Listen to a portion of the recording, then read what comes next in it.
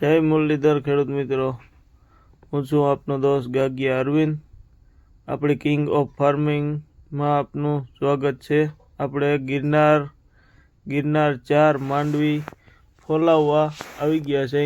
બોલેરામાં 70 મણ માંડવી, જે 2000નો મણ ખાતરી બંધ આપણે બિયારણ લીધેલ છે. ગિરનાર 4 જે આ વર્ષે 40-42નો ઉતારો આવેલ છે. માંડવી આપણે દોસ્તાર પાસેથી લીધેલ છે અને આપણે તનપાટિયા નગાભાઈનો જે ફોલે છે, જે મશીનરીની બહુ સારી છે ફોલવાની, અહીંયાથી માંડવી નાખવાની છે અને અહીંથી એલિવેટરના મદદથી ઉપર જાય છે. ઉપર આ હલરમાં જાય છે. હલરમાંથી પાછું આ છાયણા ઉપર આવે છે માલ, હલરમાંથી પીલાઈને ને આ બીજું હલર છે એમાં ગોગડી જાય છે. જ્યારે ગોગડી આવે છે રિટર્ન પાછી બીજા હલરમાં જાય છે. એટલે ઉપર 2 હલર ચાલુ છે. છાયણામાંથી ફાઈડ પણ કમ્પ્લેટ એકદમ અલગ પડી જાય છે, એ વીણવું નથી પડતું કાંઈ. અને આ છે ઘૂમો, જે હેઠે સંતરી હોય ને ઉપર સોકડી રાખેલ છે ને જે આ ઘૂમામાં આની મદદથી દાણા એકદમ ચોખ્ખા સાફ થઈને આવે છે ડાયરેક્ટ બાસકામાં. અને આ બાજુથી આમ ગોગડી ઉપર તરવાઈને ઘૂમામાં વચ્ચેથી અંદરથી વહી જાય છે આપણે બીજા એલિવેટરમાં જઈને, બીજા એલિવેટરથી જે ઉપર બીજું હલર છે એમાં જાય છે અને પીલાઈ અને રિટર્ન આ ગોગડી પાછી આવી જાય છે. છેલ્લે આપણે થોડીક વધે ગોગડી, જે આ ભાઈ છે નગાભાઈ પોતે, જે આ મશીનરીના માલિક છે, જે એનો પ્લાન ખેડૂત ભાઈઓ બહુ મોટો છે.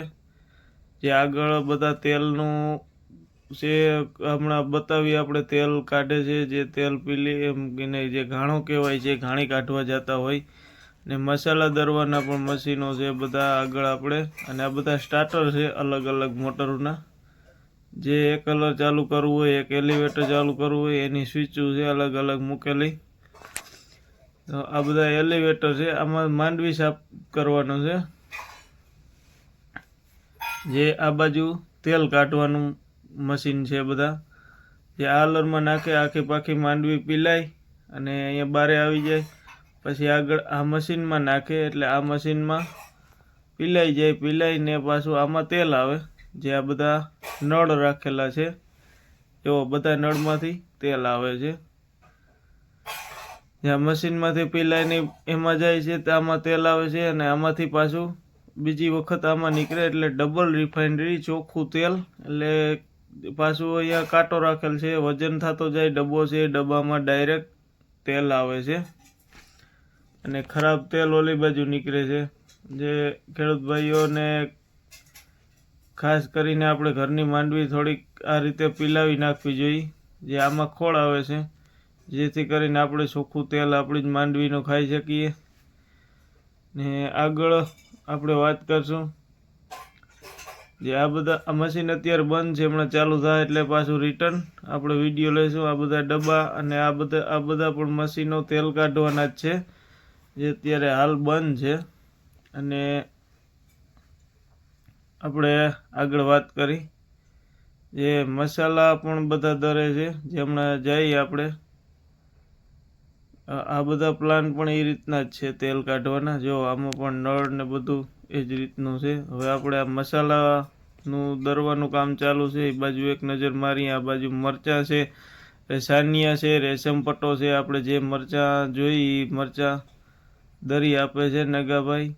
ને જે આ બાજુ જીરું છે, ધાણા છે અને હળદર પણ છે, જે તમે કહો એ તાજી લઈ અને પીલી આપે છે, વજન પણ કરી આપે છે, પેકિંગ પણ કરી આપે છે. આ 3 મશીન છે અલગ અલગ બધી વસ્તુ દરવાનો.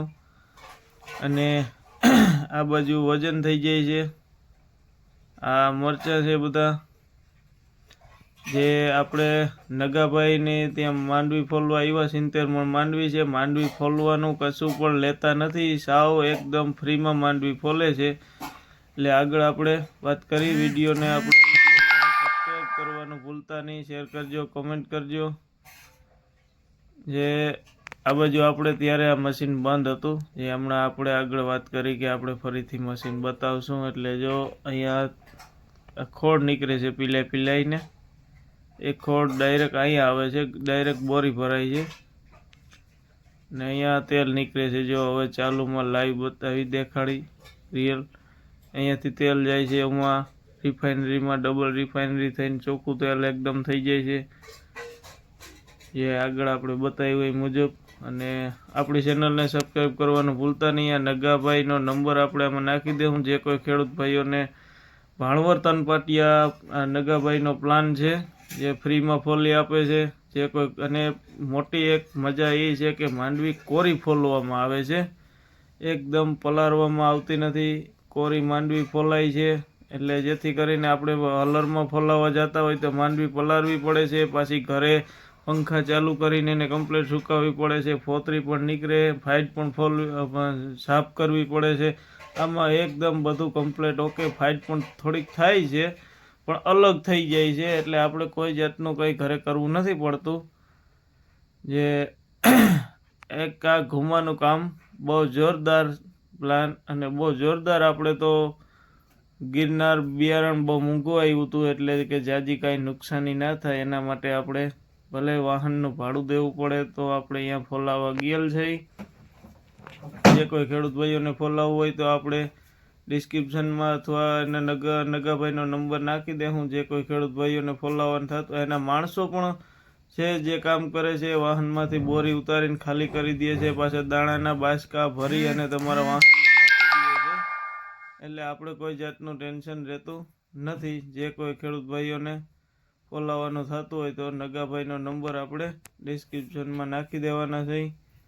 અને જય મુરલીધર. આવા નવા વિડીયો જોવા માટે